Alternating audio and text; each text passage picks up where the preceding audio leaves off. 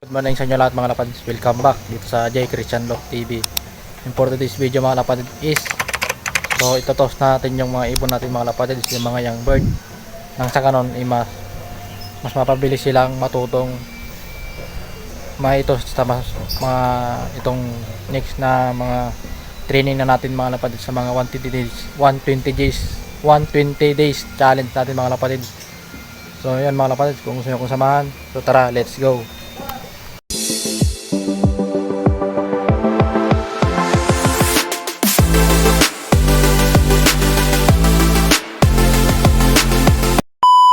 Ayan mga kapatids, so baha na naman dito sa atin dulot ng pag-ulan ng pagbuhos ng ulan dito nung nakaraang araw mga kapatids dahil sa bagyo.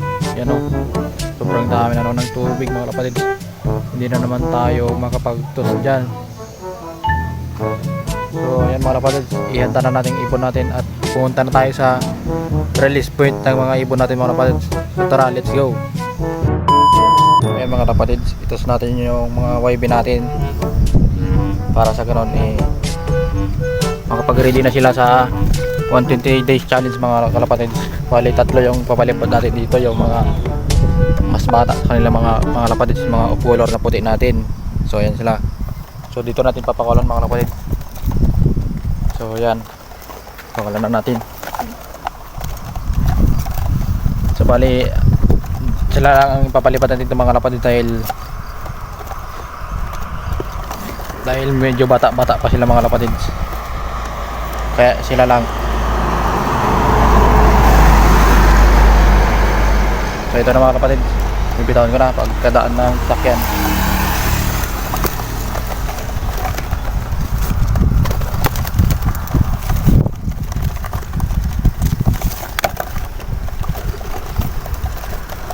Yan na sila mga kapatids.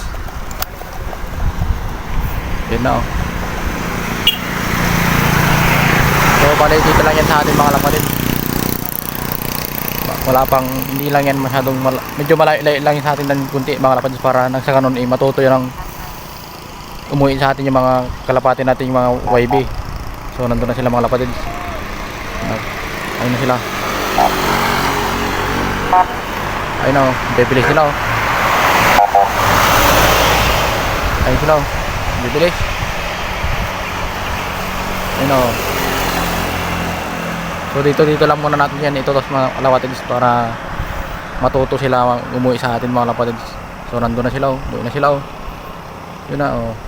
So tara naman sa papaliparan natin ng apat na kalapati natin mga kalapatids. Ayun sila.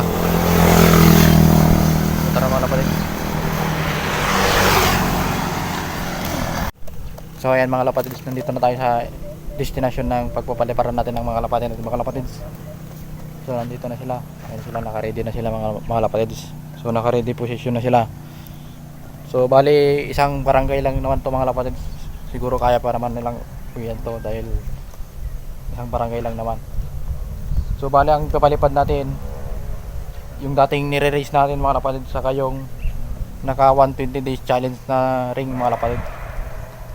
So ito nga yung lagi kong pinagpapaliparan pagka unang tos ako ng mga ibon ko mga kalapatids. So ito yung mga lapad, yung area na ito. At saka dun sa kabila meron pa doon isang area na pinagtutusan ko mga kalapad pagka south naman ang labanan mga lapad. Ito north to mga lapad. So ito mga lapad, yung nabakuran na pala oh. So nung last na punta ko dito wala pang bakod mga lapad. Yan oh, may bakod na pala oh.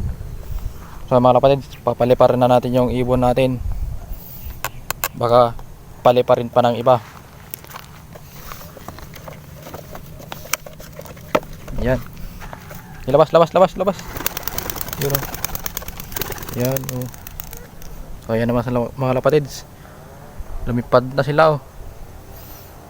Yan na, rumunda na ang mga warrior natin. Yun oh, mukhang didiretso na ata ah.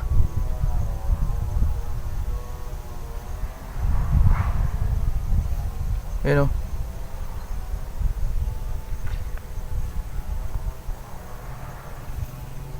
Yun oh, hindi makasabay yung itim. Patay, iba yung ginawa ng itim. Yan na oh.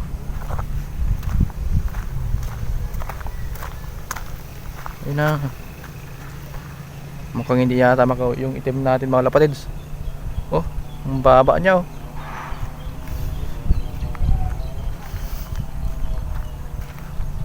Yan na sila. Iba yung inikutan eh.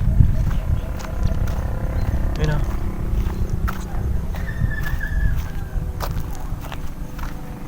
Ayun sila mga lapatids oh.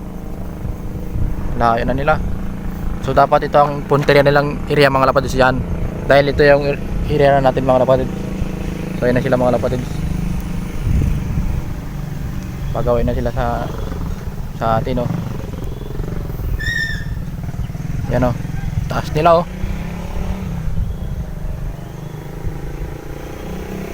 So tara mga lapatids, abangan na lang natin sila doon sa ating loft mga lapatids. So tara, let's go. So okay mga lapatids, so nandito na yung mga ibon natin, mga warriors natin. Ayun sila oh. Pati yung itim na akala natin hindi makakauwi, naamoy rin mga lapatids. Ayun oh.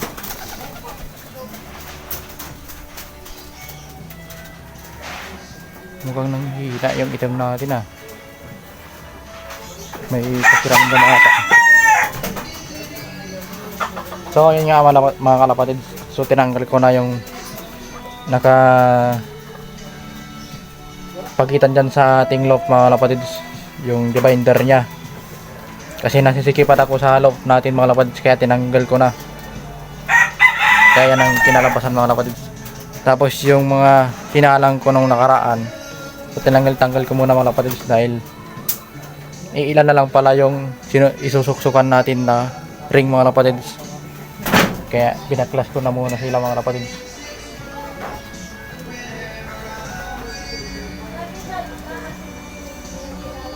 So ito yung yan mga kalapatids, ito yung update natin sa ating natirador na ibon mga kalapatids. So namaga yung kanyang paa. Tapos yung isa, yung itim natin, mukhang hindi na makakalakad mga kalapatids. Ito may pag-asa itong makalakad mga kalapatids dahil nakakaapak naman. Naiapak niya yung kanyang paa. So yung ito, nilipat ko nga siyang kulungan. So itong ibon natin na isa, alangan na ng makalakad mga kalapatids. Ayan o, magaling na yung kanyang paa, pero hindi niya mailakad mga kalapatids. Parang naapektuhan siya doon sa kanyang sugat. So na-paralyze na yung kanyang paa mga kalapatids. Hindi niya na mailakad.